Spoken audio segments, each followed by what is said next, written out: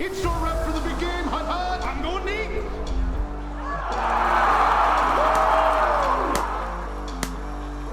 Bring the big game to life with the latest and greatest tech from Best Buy.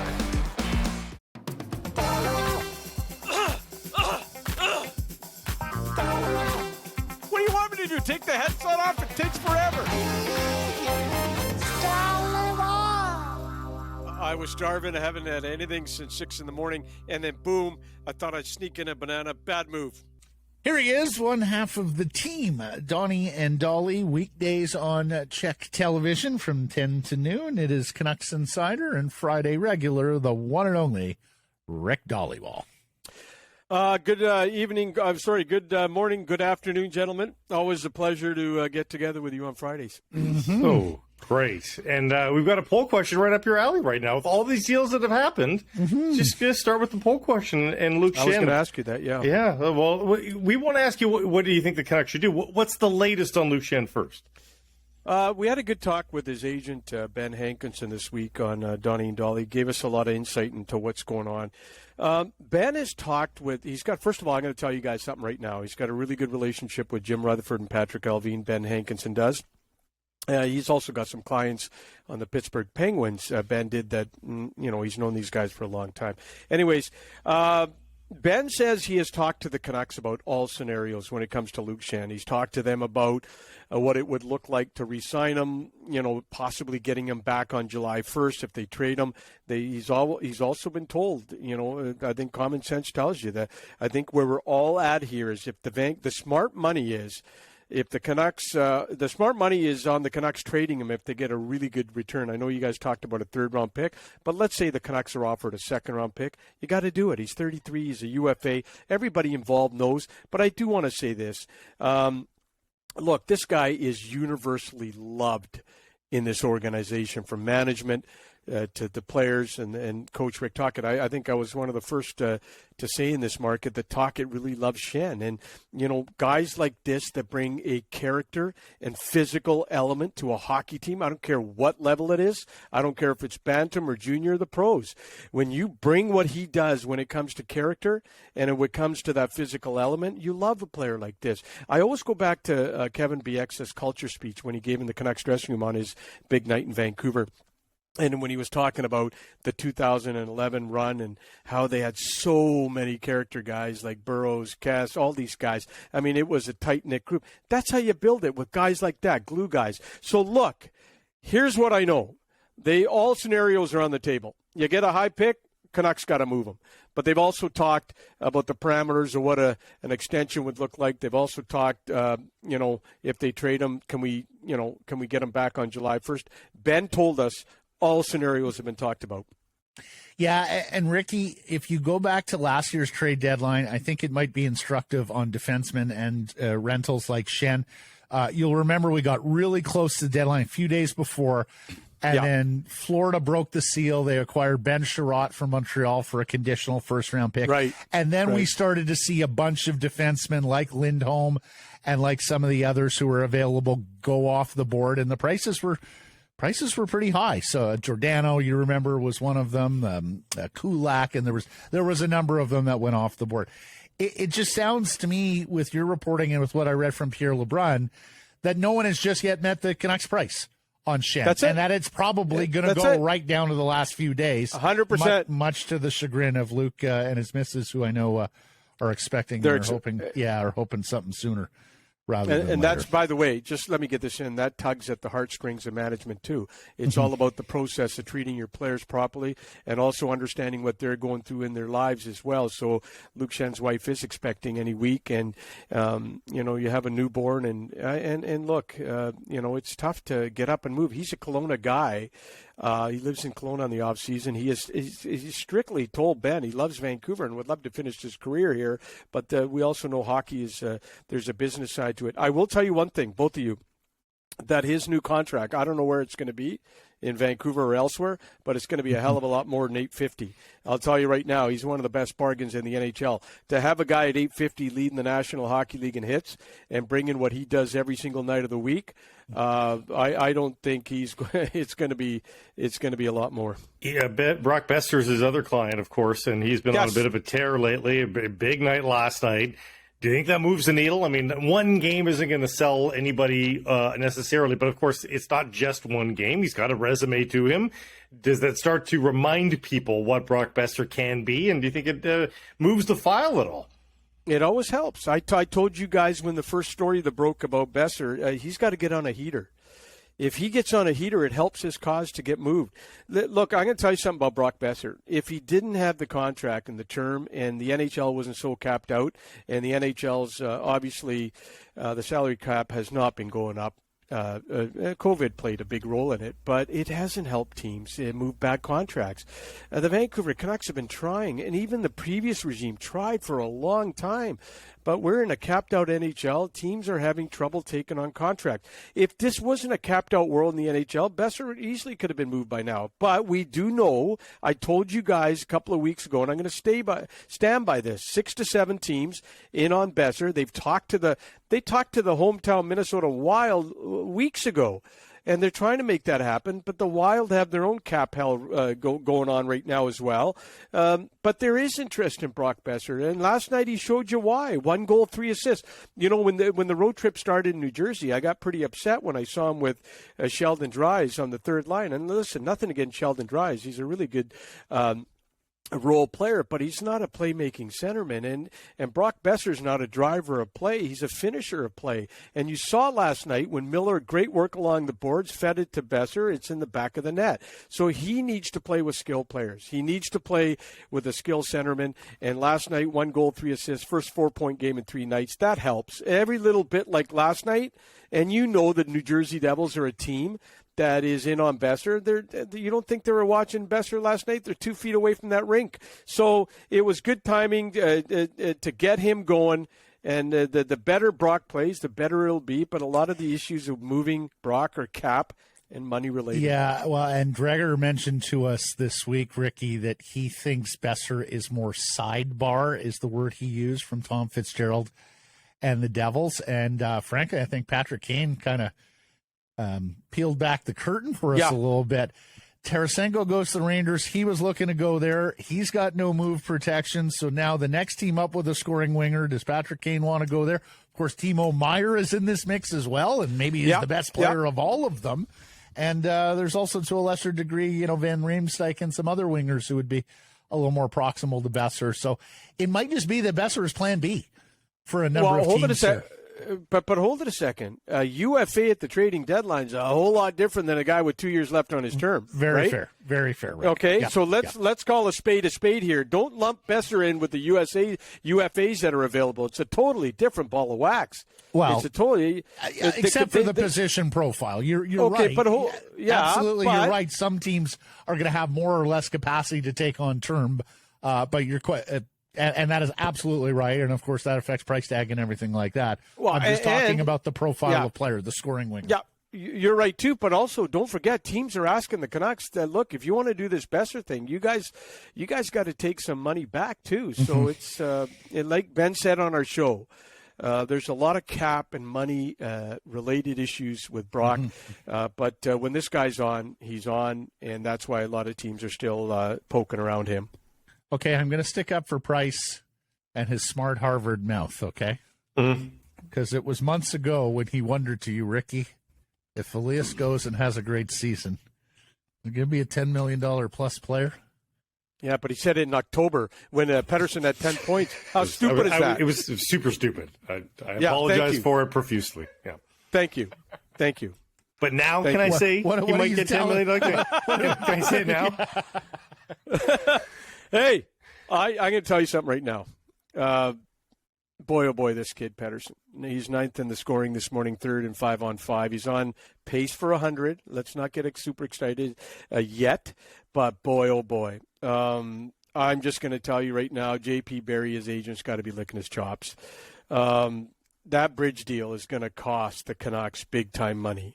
If he did a contract like Quinn Hughes, which his agent J.P. Barry at the time was willing to do, Pettersson was willing to do, J.P. Barry was willing to do, Pat Brisson was willing to do, but the Canucks would not have to get, if they would have done the long-term deal, they wouldn't have to go back now and give him a huge raise after 4 years instead of 6 or 7.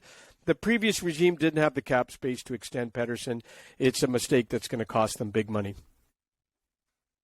Ricky wanted to talk about the ongoing road trip where there is now. Well, there's 500 on the trip, right? They got a win, they got an overtime point, and they got a loss heading into Detroit tomorrow morning for some hockey breakfast in Canada. What's up on the trip? Well, okay, first of all, down by 3 to the Devils, down by 2 to the Rangers twice, down by 2 to the Islanders. These guys got no quit. I mean, you know. They keep fighting. I mean, every time they go down by 2 goals, I'm watching TV and I'm thinking, okay, now it's going to be a blowout. Like, remember the Devils were up 4-1, I'm thinking, okay, it's going to end up 7-1, 8-1. These guys are showing character. They're listening to the coach, who, and I'm going to tell you something else. They are 3-2-1 under Rick Tocchet, but the most glaring thing that no one's talking about is Tocchet doesn't have a number 1 goalie. He's essentially got 2 American Hockey League goaltenders. I've never heard of a coach taking over a team with the number 1. I think Jeff Patterson tweeted the save percentage of Delia and also both goalies. Okay, all right, both goalies. I think it's just under 800, or a little over 800, or a little under. So I just can't believe that they're 3-2-1 under Tocchet with the goaltending just hasn't been there. But give them credit. There's no quitting this team. They're showing a lot of character this week on the road in some pretty tough buildings, I'll say, with the Devils and the Rangers. So Demko's on the trip. He skated. Do you have any idea when Demko's going to play again? Yeah, all I've been told on Demko is this. He's not coming back until he's 100%. This kid has battled the last few years, the hip, the knee, the groin is what caused this one. I think the groin's okay, but I think the plan is to make sure he is 100%. The issue they got right now, because let's take a look at this week. There's been no game day skates. There's been no practice because you got four games in basically 5 days, something like that, 6 days. So there's been no practice time. He's not getting any shots. He's not getting into a rhythm, and especially this week. So as Ian McIntyre reported last night, they have discussed thinking of sending him to Abbotsford to go get some reps, get some shots on a daily basis. Canucks schedule is just not allowing for quality practice time, and that really hurts a goaltender that's trying to get back. So we'll monitor that. But I've been told he's not coming back till he's 100%. They want to get the knee, the hips, the groin, everything. They want this guy 100% back and healthy. Okay, guys, I want to get a quick Ethan Bear contract update in. He's an RFA with Arb Rights, final year of his deal, $2.2 million. His new deal should be anywhere from 1 to 3. It's not close right now. Like they've been talking back and forth. There's a lot of work to do. No progress to report is what I've been told. 1 year away from being a UFA. His agent, Jason Davidson, will try and buy some UFA years, and when you do that, that's expensive for the team. 1 year deal is not something any side wants because he'd be a UFA in 12 months again. You never want to go for arbitration because it gets nasty for players, so we'll keep an eye on that one. Ethan Bear and the Canucks talking about a new deal. Is Connor Garland playing his way back into a discussion of some sort as an asset at the deadline, or are we still far away from that, do you think? Yeah, far away. I mean, he's been good. 5 points in 6 games under Tocchet. When I talked to his agent when Tocchet got the job in Vancouver, and I remember his agent saying right away, Connor loved playing for Rick in Arizona. So there's a relationship there between the player and the coach. And right now, you know what? Garland is doing good. He's not in the doghouse like Kuzmenko, but I have to tell you right now, Connor Garland, I think he's one guy that's benefited from the trade for sure. Lastly, Rick, you wanted to spend some time on our old shop, and 2 years after it was shuttered, at least the all sports format was shuttered. Tough day. I was there in 2000, year one of 1040. I remember sitting in a hotel room with Paul Carson and John Ray. John Ray was the first program director for Team 1040. And I remember those early years and the hard work and the long hours that we put into Vancouver's first all-sports station. And we didn't turn the corner till we got the BC Lions rights. That was 3 years in. And then, you got the Canucks rights and it took off. But the economics of all sports radio in this country are not good. 1040's ratings were great, guys. But the bottom line is the money in and the money out, it wasn't working. It's now, what we got now with all sports stations in Canada? Shoestring budgets. It's not about quality anymore. It's about, how do we do this the cheapest possible way and just throw a product on the air? 1040 cared. 1040 cared. There was a care level and an expectation, and you had to be good to get into 1040. You had to be good to get into CKNW. That's not the case anymore on AM radio in this country. Was it a tough day for you? Because Blake and I both sort of blew through the 1 year anniversary and the 2 year without a lot of emotion or sentimentality. I think part of it is just because we're so busy with what we set up here. But I recognize this even in the days after, that I think a lot of the listeners were more torn up than I was because of how much it meant to their days, how much it meant to their routine. It just sort of metered their life listening to the station. It still bothers me because I was at the ground level on day one, and we did it right. The ratings were good. The sound was good. I remember in year one, we got a guy named Rick Scott out of Seattle, all sports radio guru, and we brought him up, and he taught, Pratt, Moj, Donnie, Beam. He taught us all about what all sports radio is, and he was so important in the early years. It's just not about throwing any Tom, Dick, and Harry on the air and saying, go talk sports. There is a method to the madness. You have to understand the format. You have to understand it's about entertainment. It's not about talking about the Canucks 24/7, X's and O's, and what happened at practice.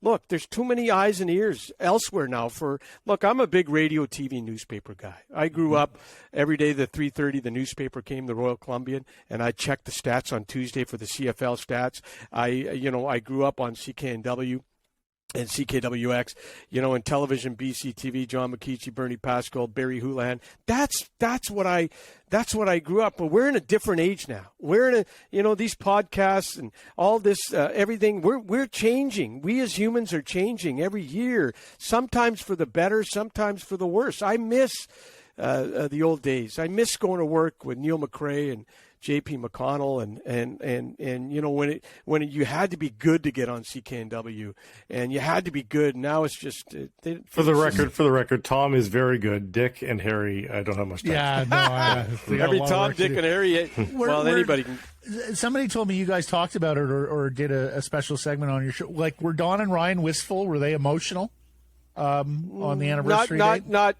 Oh, yeah, we all were. Okay. Were. And the other thing I got to say to you guys, and this is why we lucked out with Czech. It's a BC-born company. You guys are not Toronto. You're not Suits. When it's local, it matters. But if it's a guy sitting in Toronto, there's no emotional family attachment feeling when your owner's in Toronto and you're in Vancouver. Sure. Like, you guys are local. We're local. Like, we're not doing anything Raptors or whatever. We want to be local. We care about local. We care about the Ernie Punch McLeans and the New West Bruins and the Queen's Parks and the great history in this province and this city, sports, and we care about that. The Lions 85 team, my favorite Lions team, 82 Canucks. I still have a massive attachment to the 82 Canucks. 85 Lions, Don Matthews, best team of all time. The 79 Soccer Bowl, the Bruins going to the Memorial Cup 4 years in a row. Punch. You know what? They take that away from you when it's not local ownership, and they're not taking that away from me and Donnie. We're going to continue to talk about the past heroes in Vancouver in sports, the Roy DeWalt's, the Stan Schmeels, all these guys, Bob Leonarduzzi, Trevor Wymark, Phil Parks, Wee Willie John. You can't take that away from us when you're locally owned and you're a British Columbia, Vancouver company, but you can take it away when your bosses are sitting in an office in Toronto. Sharif looks pretty good behind you too, by the way. Yeah. Like that photo. Yeah, that's pretty good. Those watching can on you see that? YouTube, you can see Sharif. Yeah. There he is, everybody. British Columbia's next premier. All right. Rick Dhaliwal. Every Friday's here with Sekeres and Price. Independent media, both of us, all of us, Ricky. Local. Have a good weekend, Thank you for buddy. this, my friend. All right, boys. Catch up next week. Bye.